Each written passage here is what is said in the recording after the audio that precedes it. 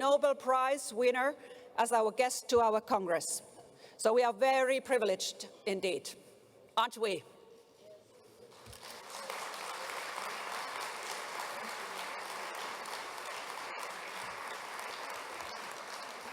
Dear delegates, trade union sisters and brothers, ladies and gentlemen, please welcome warmly Nobel Prize winner economist Joseph Stiglitz and our dear General Secretary Luca Vicentini.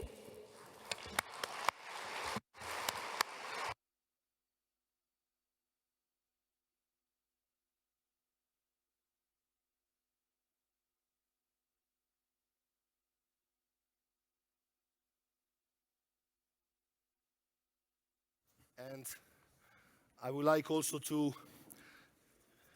thank Joe Stiglitz for his ability to join our Congress today. Joe, you have been described perfectly, I think, by the colleagues, so I don't have to add anything else except one element, and it's your friendship to the trade union movement. Joe Stiglitz is probably the first economist in the world for us, in the sense that Joe has not only participated in incredibly important discussions within the trade union movement in the United States, but also in Europe. And I have to say that very rarely I found a Nobel Prize, a so relevant professor, an economist in the global arena that was so curious about what's going on in Europe, in economics, but also in trade union matters. I very rarely found someone that was so curious about how collective bargaining works in our continent. And I think that we will have the opportunity also today to discuss this topic together with others. Before we came to the plenary of our Congress this morning, we were discussing with Joe about the general situation, of course, and I told him, you know, I will ask you a couple of questions before you deliver your presentation. And the two questions are particularly about investment and wages. Investment because after a decade of crisis, after we are recovering to some extent, although it's not a stable recovery, well, we are still facing in Europe an incredible stagnation of investment. Public and private investment, despite of all the efforts put in place by the European institutions and some member states are still lagging behind. And maybe Joe can provide us with some advice on how to relaunch investment, because without investment we cannot have sustainable growth. Without investment we cannot have quality job creation. Without investment we cannot rebuild up our European social model. And there is another issue about investment, is the fact that maybe the experience of the United States, not now, maybe in the past, could be very interesting for Europe to see how to make sure that an economy can focus the investment on specific sectors that can really make a difference. Digitalization, climate change, circular economy, an industry policy for Europe. This is lacking at the moment in Europe. And so we need really some good ideas on how to relaunch on this. And the other question, of course, is about wages. The wage gaps and inequalities in Europe are huge and are increasing despite of all the efforts we put in place to try to reduce this gap. And wages are still stagnating and lagging behind to the real wage levels we had before the crisis, before 2008. And that's why the European Trade Union Confederation has launched this great initiative to boost collective bargaining, to establish collective bargaining in the countries where it doesn't exist, and to reinforce collective bargaining coverage, sectoral collective bargaining coverage in the Western countries of the European Union. Well, this is probably the topic we have discussed most with Joe Stiglitz over the last few years. And so I'm really curious as well myself to listen to him and to see what good advices and good suggestions can come from Joe. Thank you very much, Joe, again, for coming to our Congress. You have the floor. Thank you.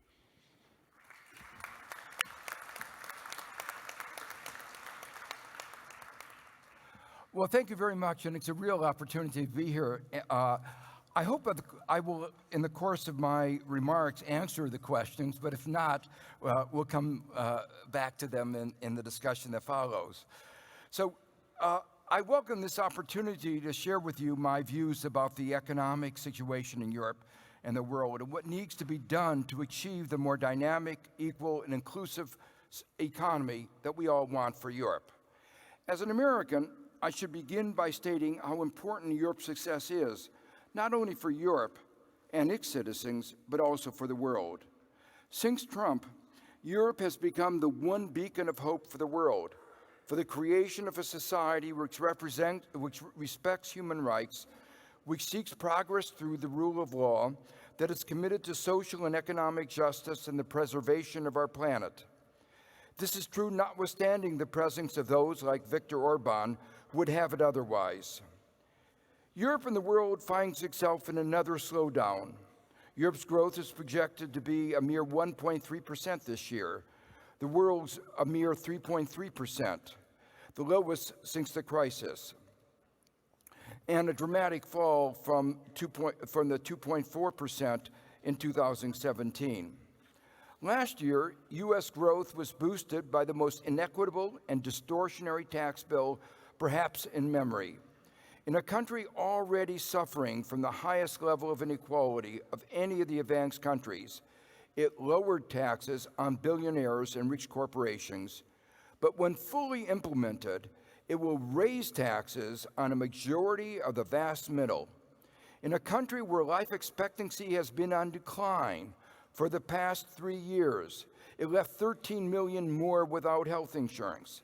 In a country where productivity growth has been slow, it imposed a tax on some of the most important research and education institutions, such as Harvard University. All of this for a short-term sugar high, with every prospect that national income may actually be lower than it otherwise would have been, but the national debt far higher than it otherwise would have been. But now, the sugar high is already wearing off, and the effects of the trade war and the multitude of other uncertainties posed by Trump are beginning to be felt.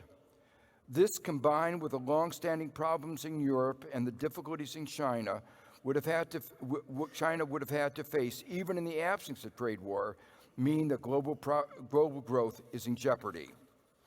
I do not want, however, to focus just on these short-run problems, but on what has been happening over the longer term and the prospects going forward. The fact is that growth in the U.S. and Europe during the last third of a century are far smaller than they were in the decades after World War II. In the U.S., 2/3 of what they were in the past, in Europe, less than half. And what limited growth there has been has gone largely to the very top, with average incomes of the bottom 90% basically stagnating. Those at the bottom have seen declines, while those at the top have been soaring. And this graph that I've shown here illustrates what's been happening. That blue line that looks like the horizontal axis is just what's been happening to the average income of the bottom 90%. We're not talking about those in poverty, but the bottom 90%. If you have a microscope, you can see that there's been some increase, but it's very small. But you don't need a microscope to see what's happened to the average income of the top 1%. That soared. And Europe is not much better. This is a picture for various European countries. And again, what you see is the average income of the bottom 90% has stagnated, while the top, while it hasn't done quite as well as in the United States, and they would like to do better, has also done very well. So too, we see a decline in the share of the national income going to workers, especially if one corrects the data to exclude top earners like CEOs and bankers. CEO pay and bankers' pay are normally treated as workers because they get a paycheck from others, but they really aren't workers in the usual sense of the term. In the U.S., which always leads such adverse trends, the share of workers' income is down dramatically from 75% of national income to 60%. While workers' productivity has continued to grow, compensation has stagnated. And this is illustrated here. What you see in the dark blue line, that a steady increase in productivity, but beginning the mid-70s, you've seen stagnation in hourly compensation. And this is a similar pattern actually occurs in Europe. Even more dramatic is what's happened to CEO compensation, where we see since 1980 an increase in CEO compensation of 1,000%. This shows the similar gap between productivity, the solid lines, and compensation, the dotted lines, in a number of European countries. It hasn't always been this way. In the decades following the onset of the Great Depression, inequality actually fell. It only started to rise dramatically over the past 40 years. And this is data from Piketty, but there are a whole variety of other data showing the same pattern, not only for the United States, but for other countries. This is the challenge going forward: how to restore growth and how to ensure that growth is more equitably shared. To answer these questions, we have to understand the source of the current problem. Growth has been low because we failed to grasp the underlying basis of the wealth of nations, the advances in our ability to understand nature and our ability to organize complex society, creating institutions like markets governed by rules and regulations, societies and with governments governed by the rule of law, and democracies governed by checks and balances. These advances are often dated to the late 18th century, when suddenly incomes, after stagnating for centuries, began to soar. And this chart shows you that for hundreds and hundreds of years before 1750, there was actually no increase in income. There are little wiggles there with events like the Black Plague, but nothing really significant. But then around 1750, incomes in country after country in Western Europe started to increase. And then around 1980, the similar thing happened in Asia. But not only have we forgotten what is the true source of the wealth of nations, we've confused what makes individuals rich from what makes nations rich. Individuals can get rich by exploiting others, by what economists call rent-seeking or wealth-grabbing, taking from others. Such exploitation can take many forms: exploitation of market power over consumers or workers, exploiting asymmetries of information, exploiting the disadvantaged, exploiting ignorance. The financial sector has excelled in all these forms of exploitation. By contrast, the wealth of nations is about making the size of the national income pie bigger through creativity and innovation, through the accumulation of skills and investment, through the strenuous efforts of our workers. We can now understand better, too, some of the sources of inequality. One of the major sources of inequality is the same exploitation I've just described. Neoliberalism simply assumed, wrongly, that markets are naturally competitive. Accordingly, they paid little attention to the creations of market power, and they paid little attention to the evisceration of the power of workers.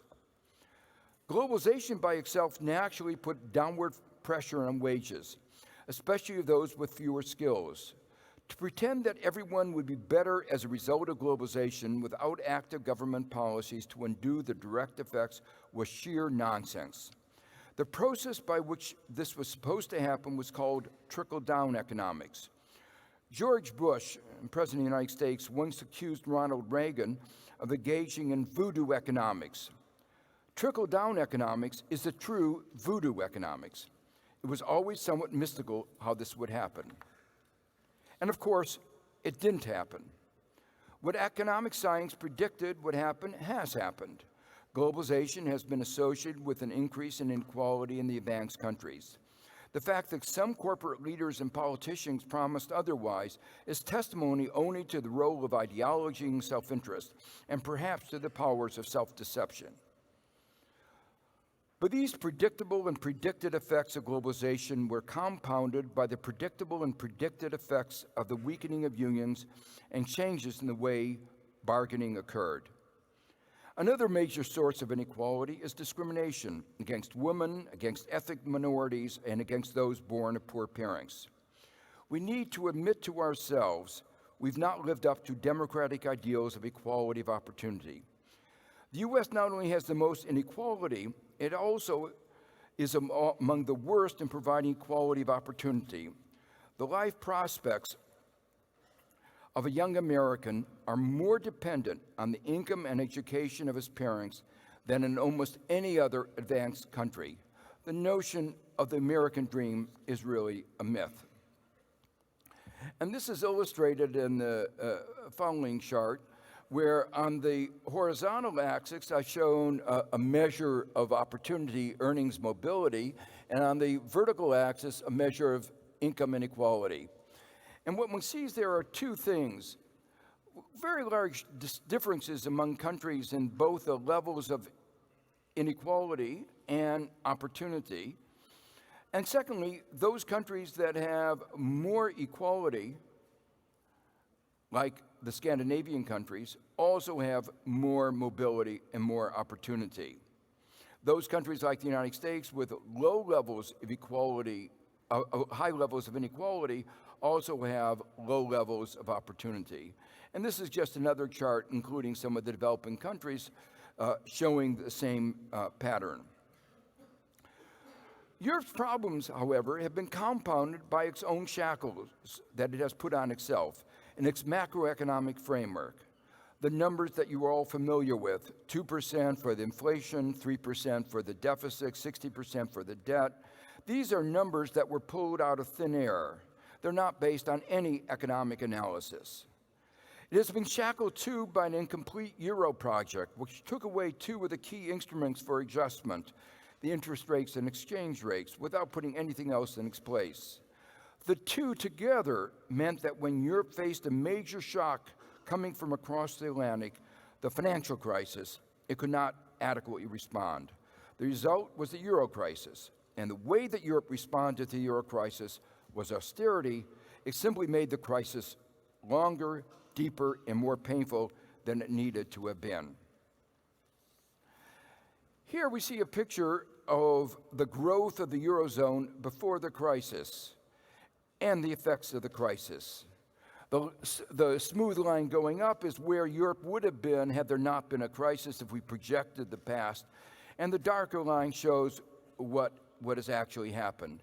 And what you see very dramatically is that Europe has not only not caught up to where it is, the gap between where it would have been and where it is has been growing larger.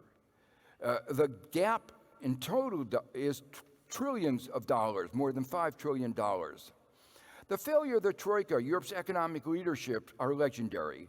The gap between the predictions and what occurred would have earned any graduate student a failing grade. But the Troika marched on, hardly fazed, not asking why their predictions were so far off the mark, preferring to shift blame for the failures to the countries themselves. I don't want to dwell, however, on the past failures, but rather on the future. Here, my worries are even greater. Technology has been one of the forces that has contributed to the inequality today. Not the only force, and probably not the most important force, as I've already explained. But advances in technology, AI, and robotization may make matters all the worse going forward. We now have the ability to construct machines that are not only stronger than humans, that can process information better than humans, but that, at least within limited domains, can even learn better. Techno-optimists look at the past and say that always more jobs were created than were lost. Car repairmen replaced blacksmiths. It may happen, but I wouldn't count on it, not on its own. There is nothing in economic theory that suggests that this will necessarily happen. The new innovations may be more directed at replacing humans than at augmenting their power. If this happens, wages will go down and unemployment will increase. And even if things worked out well in the long run, there may be enormous pain in the short run. The Industrial Revolution was followed by some 3/4 of a century of suffering, portrayed so well by Dickens in his novels. Here we have much to learn from our mistakes of the past, both in the management of technology and its effect, and the management of globalization and its effects.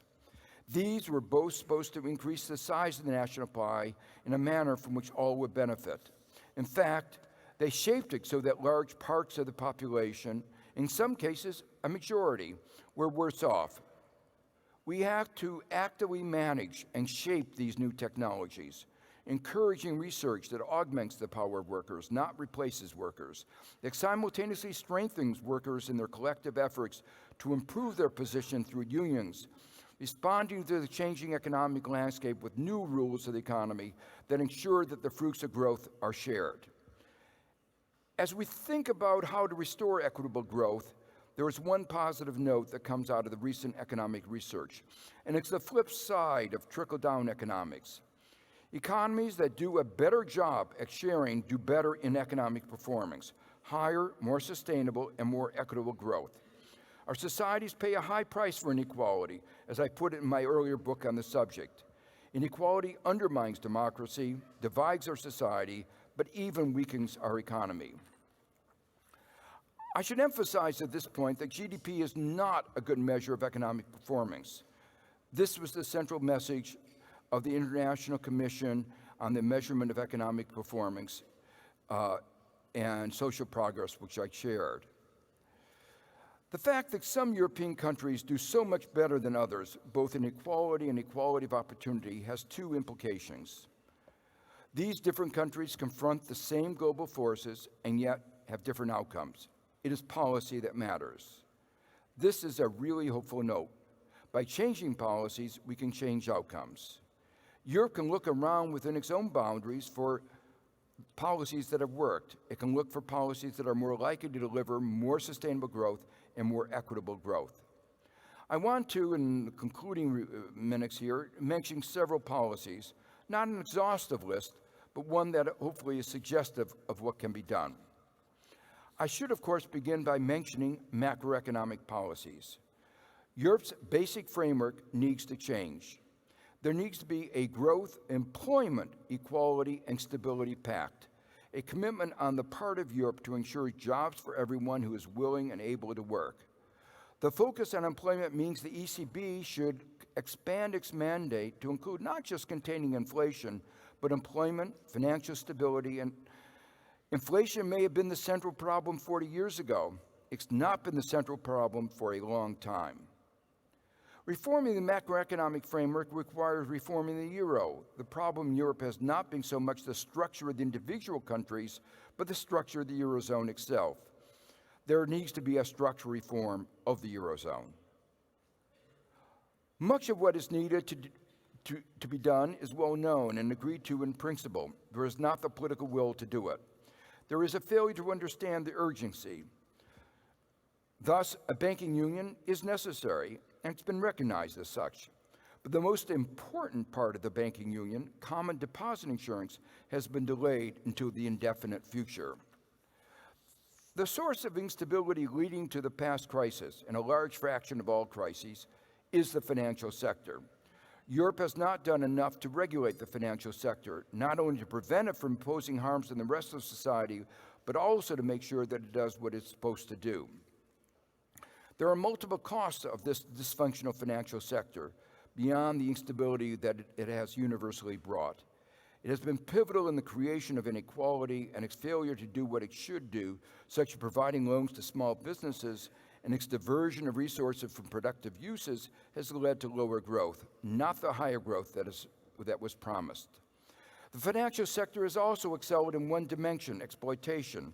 Curbing exploitation in all of its dimensions, not just by the financial sector, is important because in doing so we create both higher growth and greater equality. In some areas, Europe has done better than the US, and Europe should take pride in that. But that's not enough, and it's small comfort. It's a low bar. Europe has, for instance, done a better job of addressing the problems posed by the tech giants in market power, in the invasion of our privacy, in political manipulation, undermining democratic processes. But what it's done is not enough. Curbing market power will not in particular suffice to restore balance in the labor market. There have to be explicit policies to encourage unions, including facilitating the ability to organize in the growing sectors of the economy, the service sector, and the gig economy. There have to be changes, too, in the bargaining arrangements so that unions can bargain more effectively on behalf of their workers. One of the unfortunate aspects of the euro crisis and austerity was the attack on the welfare state. Some leaders in the financial sector have the gall to blame the welfare state for the crisis. But no country went into crisis because it had too large of a system of social protection. Crises were caused by a too large and a too unregulated financial sector. Those of the ECB and elsewhere in the financial sector who blame the crisis on too high wages and too large welfare state were simply attempting to shift the blame away from their failures to adequately regulate and supervise the financial sector.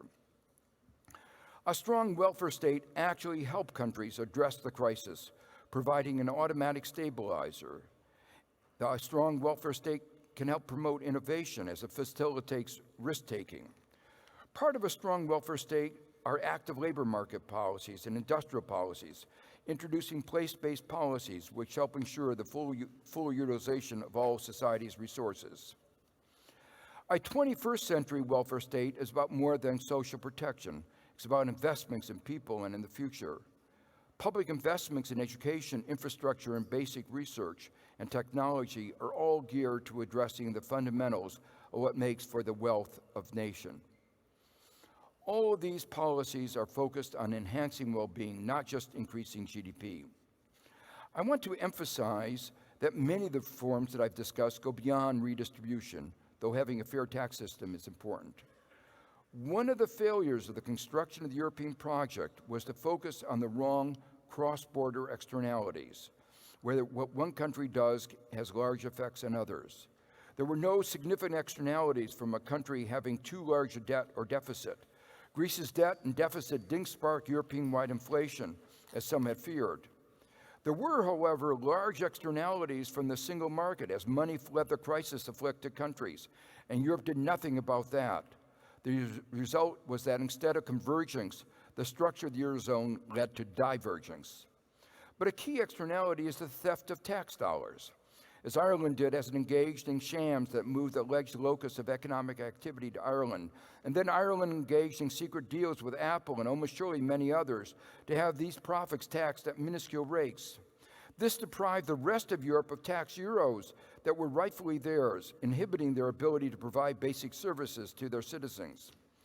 But the structure of the EU makes tax competition legal and accordingly put limits on the ability to engage in redistributive taxation. In this age of growing inequality, we need more redistributive taxation. There are several new sources of revenue which would actually enhance the efficiency of the economy. A financial transaction tax would discourage wasteful short-term financial transactions. A carbon tax would discourage carbon emissions, which represent an existential threat to our planet. While I've not said much about climate change, we cannot be reminded too often of the urgency and the scale of the problem. The Green New Deal being advanced in the U.S. shows how the war on climate change, like World War II, can be a time of structural transformation of our economy and society to a more inclusive basis. These reforms are not competitive, but complementary. The reforms to achieve a more sustainable, more dynamic, and more inclusive economy are focused on rewriting the rules of the European economy, the subject of a book issued by FEPS last March. Many of the current rules were written in the era of neoliberalism that has prevailed for the past 40 years, a particularly important time in the history of the EU, for it was a time in which much of the current EU economic framework was constructed. We have now had 40 years of the neoliberal experiment. We can now declare, without ambiguity, it has been a failure. There is a need for an alternative. In my recent book,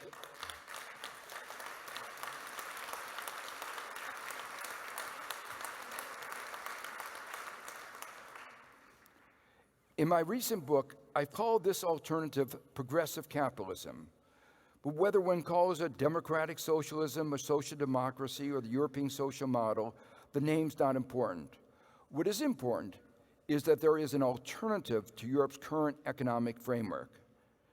I hope my brief remarks have provided an inkling of what that alternative might look like and what benefits it is likely to bring. I hope, too, that Europe's politics allows it to choose this brighter way forward. Thank you.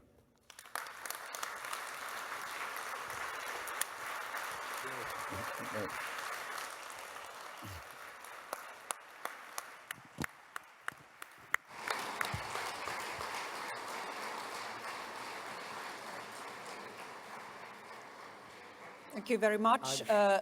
Nobel Prize winner Joseph Stiglitz.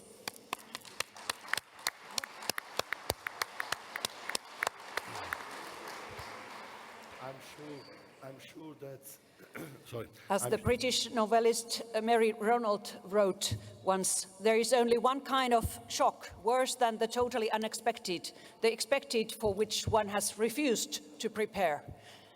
Thank you very much for your speech, Professor. And now let me open the discussion from the floor. Or Luca, would you like to comment first? Comment? Thank you. I think that Joe Stiglitz has shown to our Congress that macroeconomics are not a boring science, and not only for experts, but can be very political. And I think that what you have said, Joe, is really a fantastic background for our action plan of the ETUC for the future. So thank you very much, really, it was really inspiring and really going to the points that we want to discuss in these 3 days and a half with our delegates here in the room. Now I'm sure that what Joe said will provoke a fantastic discussion, and I'm sure that you are eager to ask questions or to make remarks, so feel free, of course, to go to the micro that I think is, like yesterday, in the middle of the room somewhere. Yeah, it's there. And please ask your question to Joe Stiglitz. Please, there is a micro over there. It could be that they will speak different languages, so maybe you can... Okay, first speaker from the floor, and for the others, please follow her example, good example. Very first female delegate to start the discussion, good for that, good for us. Half of the audience is women. And the others, please be prepared. There's a micro here, and please first introduce yourself. Thank you very much. My name is Christine Blower. I'm the president of ETUC. It's the European Region of Education International. Very interesting presentation, Mr. Stiglitz, and I'm sure that you were very pleased by the applause at the fact that neoliberalism has clearly an absolutely failed experiment. My question to you is this. George Monbiot, who is a British commentator and very interested in environmental matters, not generally thought of as a revolutionary, recently said that the state of the planet is such that nothing more than the abolition of capitalism can actually lead us to a secure and sustainable future. Now, clearly you think that there need to be significant changes to the economic system, both in Europe, America, and globally.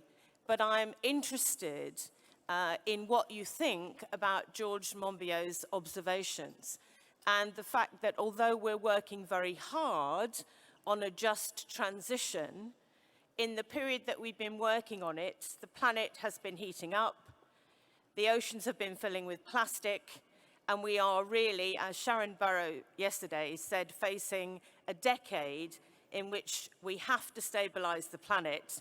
And the fact is, we want good jobs, we want higher wages, but there are no jobs on a dead planet. So I'd be interested to have your observations on that. Thank you very much. Yeah, you're absolutely right that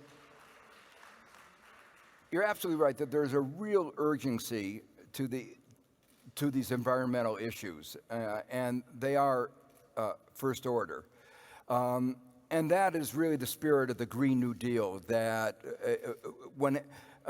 one has to have a wartime mobilization to address these issues.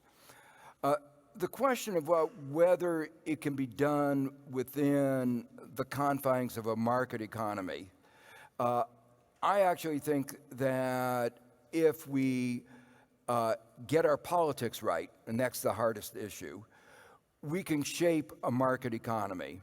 We can just pass regulations that say no more fossil fuels. We can create, we have created incentives for renewables, and the price of renewables has come down so much that we could actually move to a renewable energy base with almost very little cost. So the good news, I think, is that where we are today, we could have a green economy and actually create more jobs that are actually well paid. And that is really, again, the spirit of the Green New Deal, is that this economic transition, like World War II, can be a social transition as well. The argument is that in order to face the challenges of making the green transition, we have to mobilize all our resources. And that means the people who've been discriminated against, the people who have not been brought into the labor force, that has to change.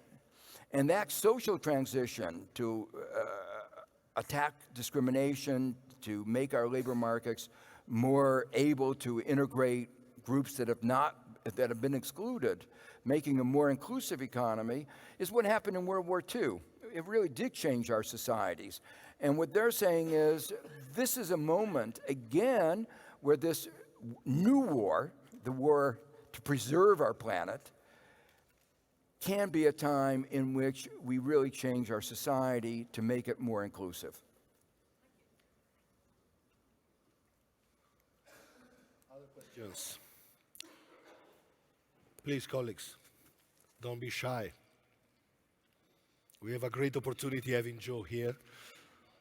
Please, there is someone over there. If you can come to the micro, please. Can you come to the micro? Sorry, you have to come to the micro, otherwise we cannot hear you.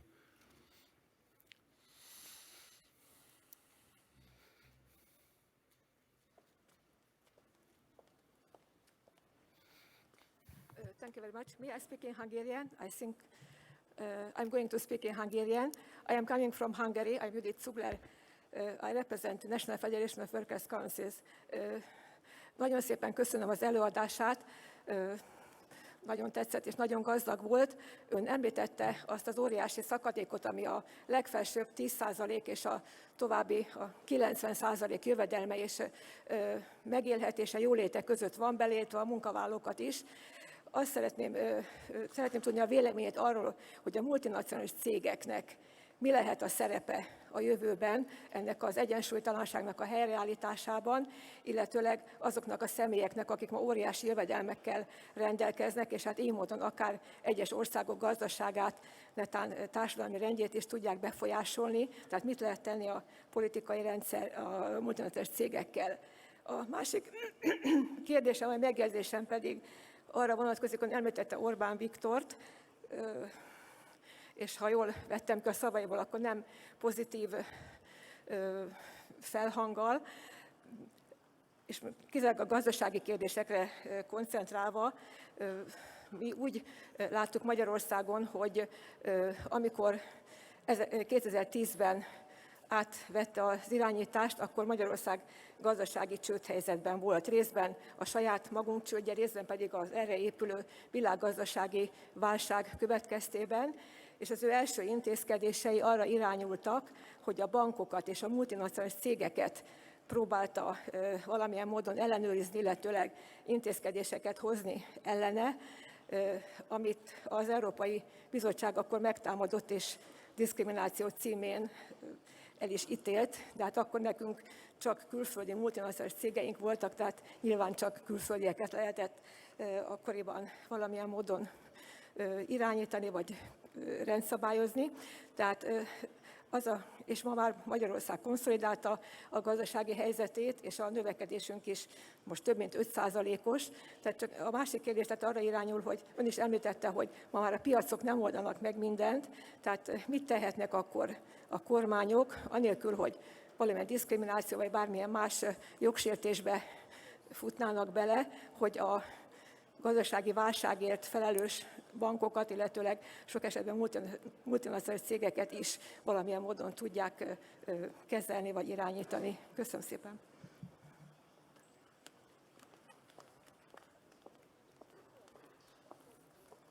Good. Well, thank you for that question. First, let me just say, Multinational corporations are two-edged.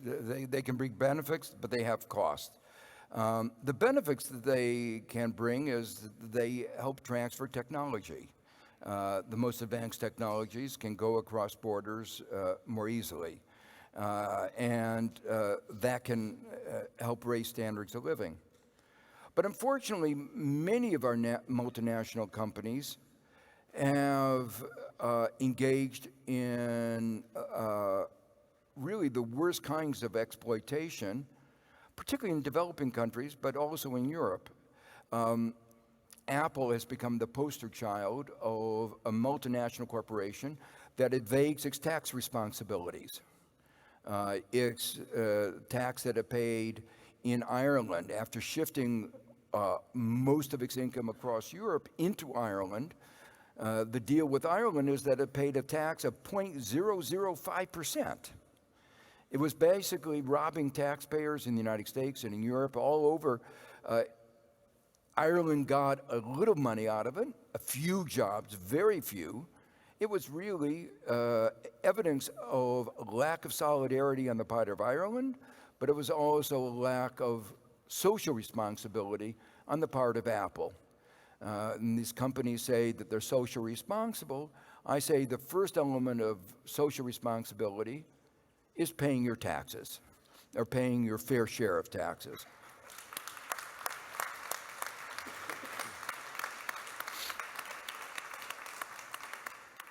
And paying 0.005% is not paying your fair share of taxes. Also, many of the multinationals, particularly in developing countries, don't treat their workers well. They don't treat the environment well. They're there to exploit, not to help create. So it's unambiguous in my mind, there have to be strong regulations. These markets, these companies can't be self-regulated. And that goes to the broader question you raised in the second part of your question, the role of government. One of the major themes in my book, People, Power, and Profits, is that we need to rebalance the role of the government, the market, and civil society. That no society, no economy can work well unless there's a proper balance among the two. You need a role for government in constraining bad behavior, but you also need a role for government in doing things that the market won't do on its own. And I give some examples. The market won't invest enough in people. It won't provide adequate social protection. The market on its own won't protect the environment. The market on its own won't invest enough in basic research and technology. So there's a really important role for government. And the other thing I emphasized in my talk was there's a very important role for government in setting the basic rules of the game. This is an aspect that we often take for granted, but actually most of our political activity is around the rules of the game. And the rules of the game affect the extent to which workers can get together and engage in collective bargaining. The rules of the game affect the ways in which globalization are unfair to workers or favor corporations or make it more difficult to get access to life-saving medicines. These basic rules or the rules of the game affect whether monopolies can grow and thrive. And one of the answers to the questions that you posed in the very beginning about wages and investment, one of the anomalies today is that corporations have very high rates of return. The profit rates are very high, but as you said, investment rates are very low. And that's precisely what you expect when you have high levels of monopoly power, high concentrations of market power. And what you see in many countries, particularly in the United States, but less so in Europe, but still there, you have large concentrations of market power. And when you have large concentrations of market power, you have high profits and low levels of investment. But that also means that you have low wages, because particularly the imbalance where you have high market power, high corporate power, and low worker power, low levels of unionization, means that the imbalance is going to lead to a lower share of labor, lower income. The gap between productivity and compensation that I showed in the pictures is going to get bigger and bigger. When you have monopoly power, it raises prices. That's what corporate power does. But raising prices is as bad for workers as lowering wages. Their real wages, what they can get in purchasing power, is reduced as a result of market power of corporations.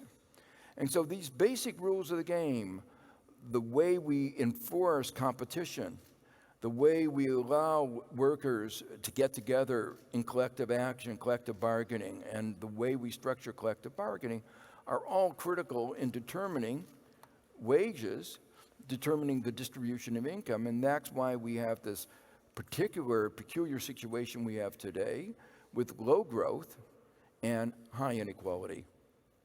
Thank you, Joe.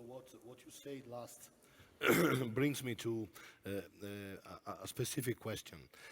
There are two proposals that we have put in our Congress documents that have been also quite controversial in our internal discussion before coming here to Congress. And these proposals try exactly to address these two elements that you mentioned. The first proposal is that we are pushing for the European Union, but particularly the euro area, to build up a fiscal capacity. And we think that this could be done by establishing a European monetary union treasury that, supporting the currency, at the same time will generate a real room for investment, for public investment. Of course, this is very difficult to be achieved. There is a strong resistance coming from many member states and also countries more in general, but I would like to understand what's your opinion about this idea. And the other idea, also controversial, is that since we want to reinforce trade union power, that means reinforcing collective bargaining in each and every country of the European Union. And we know that in many countries we don't have real collective bargaining. We would like to establish some kind of regulation, some kind of framework at the European level that can really enable national social partners to deliver proper sectoral bargaining with some kind of help and support coming from governments and the European Union itself. So I would like to know your opinion about these ideas. Yeah, I think both of those ideas are good ideas. Let me just first on Treasury. In the United States, 2/3 of government spending occurs at the federal level for the country as a whole. In the EU, EU spending is less than 2% of EU GDP. You don't have to have as much as the United States has, but you have much, much too little. Yeah, exactly. And where it's important in several dimensions. I've argued, for instance, that you need a fund for social solidarity fund for stabilization. That is, in other words, I mentioned in my talk that when you formed the Eurozone, you took away two of the elements of stability, exchange rate and interest rate adjustments. In the United States, you don't have that, but what you have is the ability of the federal government to come in particular places like California is weak, it can spend more money. You need to have the ability to spend money in those places within the Eurozone that are suffering from a lack of demand, from a macroeconomic weakness. So that's one function. Secondly, the current framework of the Eurozone promotes divergence, even though you said it was about promoting convergence. If a country that is having economic problems has to spend its resources for unemployment insurance, for social payments in an economic downturn, it has less money to spend on investment. And therefore, its productivity goes down, and therefore it becomes less competitive than its neighbors. So once you're hit by shock, you go down, and capital moves to the richer countries. And so you get this divergence. So you need to have some framework of common unemployment insurance, some kind of way of helping those countries having a negative shock. Thirdly, there are lots of projects that go beyond the capacity, particularly small and poor countries, to undertake on their own. Investments, you talked about the importance of investments. So I talked about in my talk the need for industrial policies, active labor market policies, place-based policies.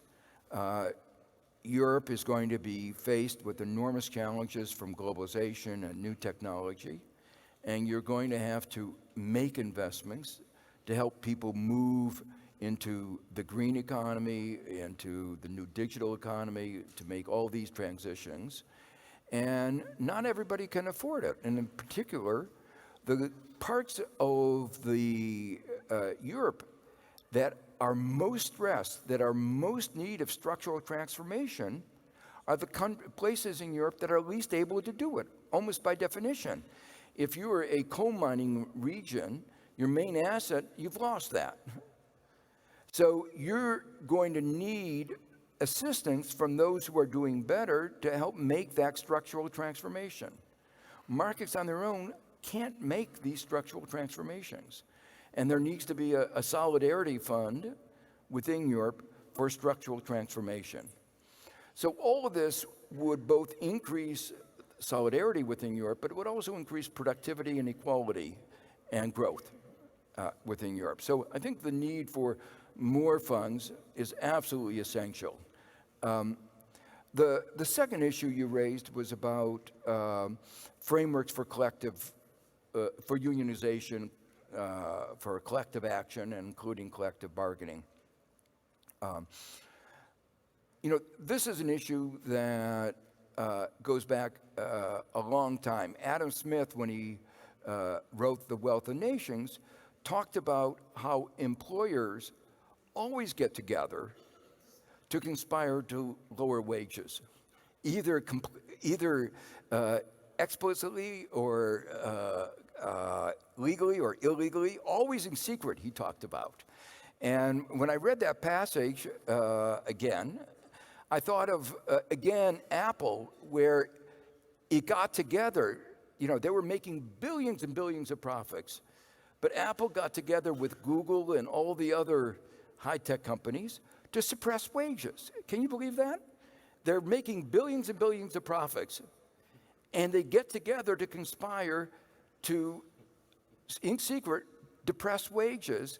And we only discovered this through private litigation. So we would never have known about it because they did all the efforts to keep it secret. But we know that that there's a natural imbalance of power between employers and workers. And what made a tremendous change in the United States was the Wagner Act under President Roosevelt that enhanced the ability of workers to get together to unionize.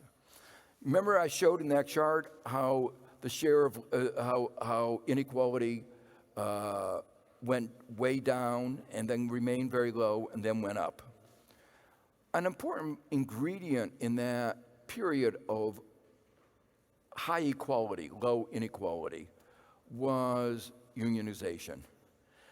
It was the legal framework of collective bargaining on a sectoral level that was absolutely essential in creating that economy. And that had an enormous effect on our society. It is what led the United States to be the first middle-class society in the world. And we've now lost that because of the assault on our unions, beginning with President Reagan with his attack on the traffic controller, the PACO union.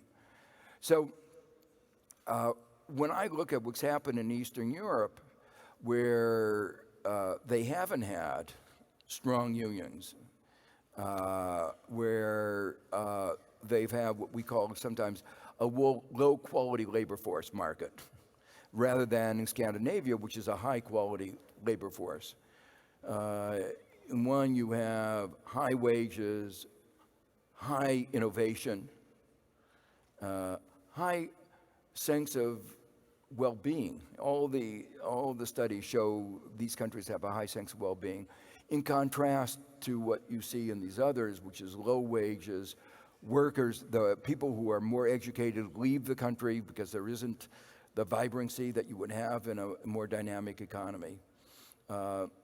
It's the way to go is to have this. Yes. Great. So our time will be finished, but we maybe can allow still 5 minutes. But this means that the questions have to be 10 seconds. Please do your best. Okay. Good morning. Good morning, Professor Stiglitz. I'm going to speak in Italian. Buongiorno e grazie mille per la presentazione, è stato un piacere ascoltarla. Una breve domanda. Lei ha menzionato la tassa sulle transazioni finanziarie e la carbon tax. Ecco, visto che l'argomento fiscale è un po' tabù in Europa, cosa ne pensa di una maggiore armonizzazione fiscale dei vari paesi e da dove partire, semmai, per una maggiore armonizzazione fiscale e anche per rilanciare gli investimenti pubblici? Grazie. I propose to have a second question and Plowman, and then it's finished. Irena Lepinen from Latvian Free Trade Union Confederation, so Eastern Europe. Thanks for the book. Excellent reading material for this night and for the presentation. My question is about the GDP. What would be the best alternative for the GDP replacement if it's not a good measurement of economic governance? Thank you. Quickly, yeah. Plamen Dimitrov from Bulgaria. Just to tell you that I'm not agree with you that the low labor force, low quality labor force country should be named in Eastern Europe, and it's contradicting in your view. Just said after that the well qualified Eastern Europeans just left to the West. So this means that there's still a well qualified workforce there, but it's another story. The question is about Big Five, or as you said, market power concentration in the global market. What is, in your view, the possible actions both globally but also at a European level to regulate in real terms? Because we speak that we need regulations, not only because of the market power, because of the profit evasion, because of the data misuse, all this stuff. What is, in your view, the possible action at global level? IMF, World Bank, WTO, European Commission, who, actually OECD, who and what should be and could be done in your view, to regulate these big sharks? Thank you. Good. So let me first begin with a question on taxation. I think there shouldn't be this taboo on discussing taxation. Well-designed taxes can actually improve the efficiency of the economy. Taxing things that are bad for the economy actually makes for a better economy. Excessive short-term financial transactions divert resources from long-term investments that actually enhance long-term productivity. Environmental taxes encourage people to treat the environment well. So a well-designed tax structure can actually improve the functioning of the economy. Our tax structure is rife with loopholes. We tax capital at a lower rate than we tax people who work for a living. That distorts our economy. So it is actually easy to design a tax structure which leads to a fairer economic tax system and a more efficient economy that raises actually trillions of euros, trillions of dollars in the US case. This is particularly important because of the need for public infrastructure, but also need for social protection. One example, anybody who visits the United States sees what's happened to the deterioration of the public infrastructure.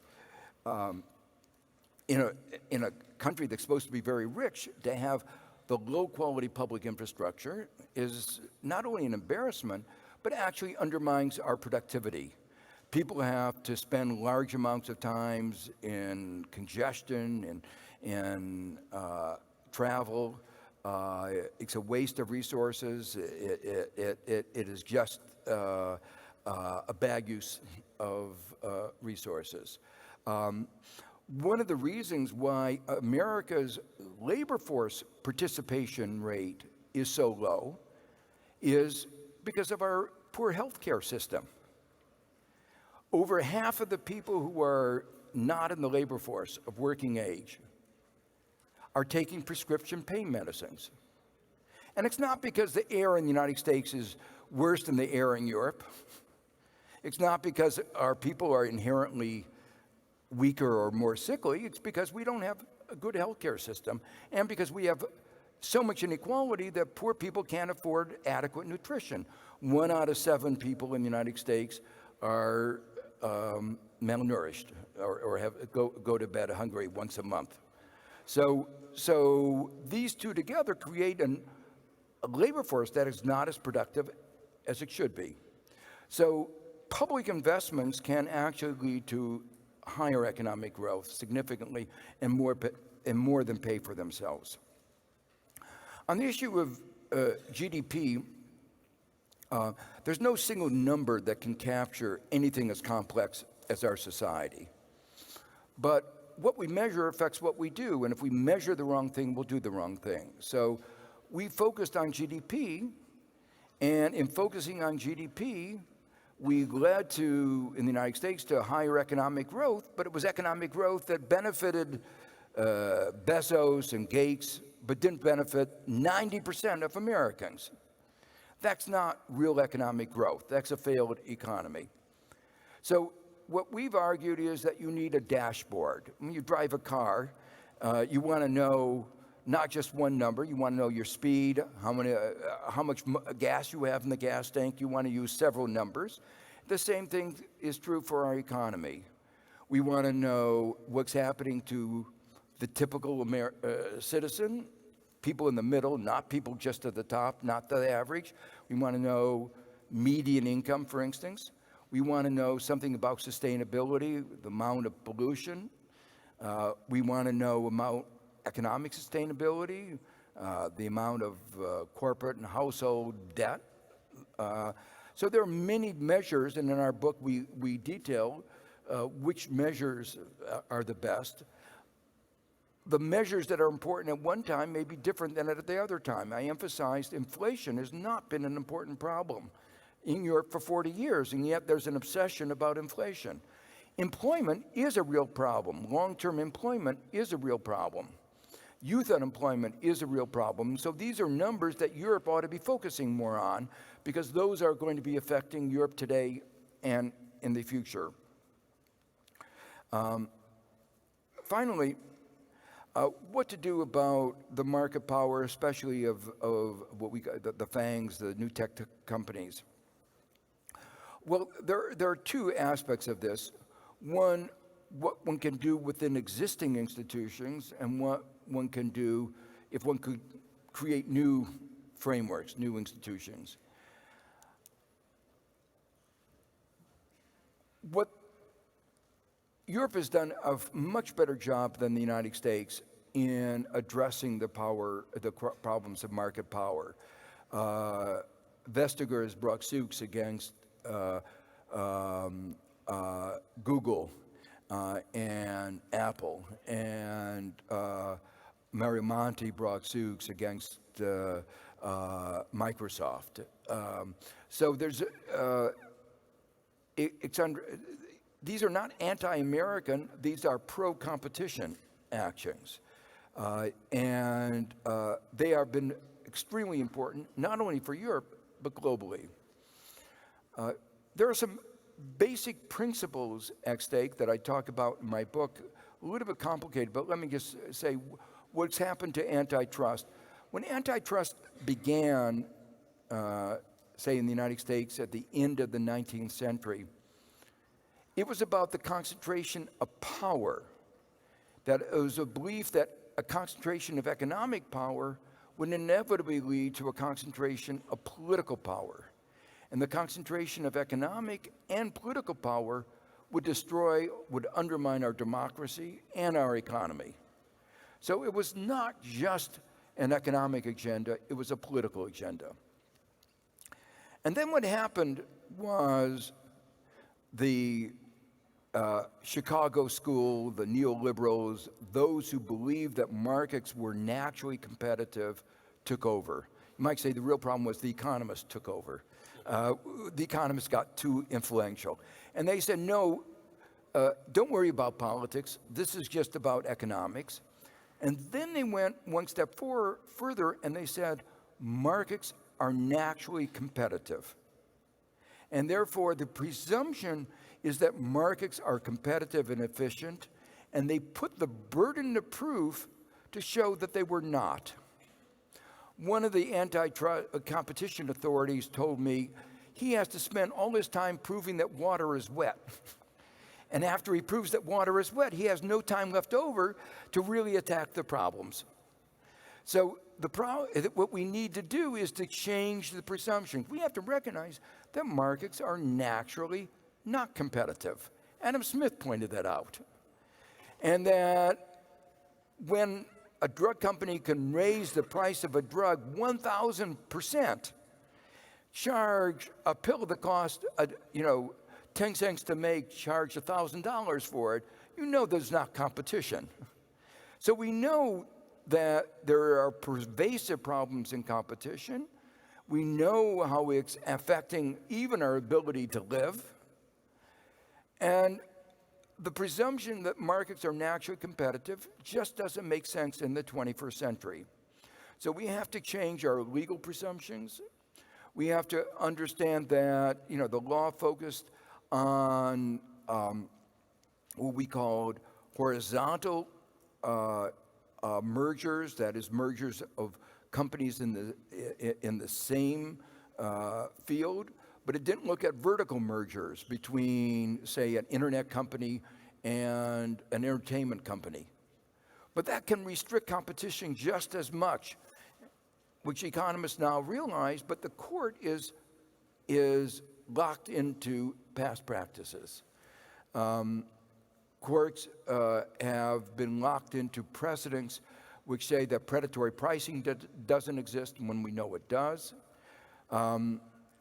The courts, they allowed a merger of, they allowed Facebook to acquire Instagram and WhatsApp, creating a mega monopoly in social media. That was totally unnecessary. They didn't look at the dynamics of where the market was going. So there are many, many things that we could do within our existing competition laws that would make this sector and other sectors much more competitive. But when it comes to multinationals, I think there's a need for a global competition authority.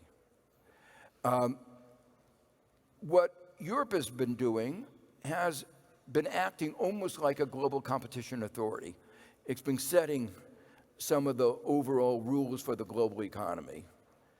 But we need, when we have multinationals, we need multinational cooperation. And we need multinational cooperation in enforcing competition. And so, but this is more of a long-term aspiration.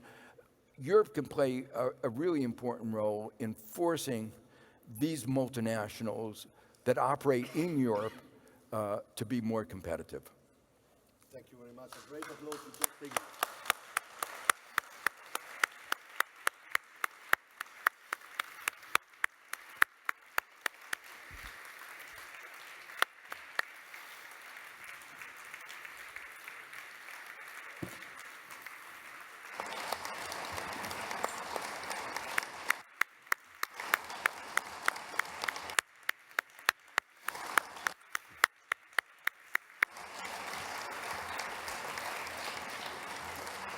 Thank you very much.